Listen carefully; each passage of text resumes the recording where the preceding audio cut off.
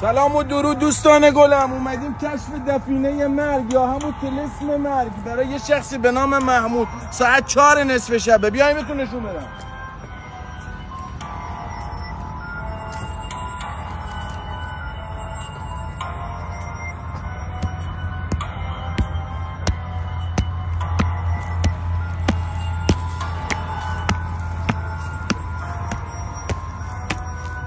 یا پیداش کردم دوستان، ببینینش.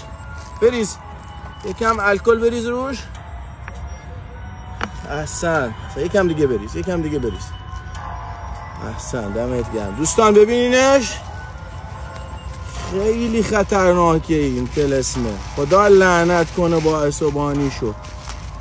ببینین خاک مردم گذاشتن روش.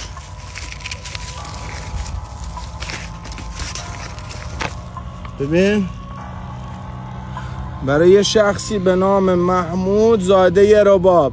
خدا لعنت کنه هرچی دهانویس رمال کلاهبردار. دوستان گلم، هر کدومتون هر مشکلی داشت بدون 1 ریال هزینه بیاد دایرکت من، مشکلش حل میکنم. هر طلسمی هم داشتین باطل میکنم. هدف ما مبارزه با دهانویسان و رمالان کلاهبرداره. یا علی مدد.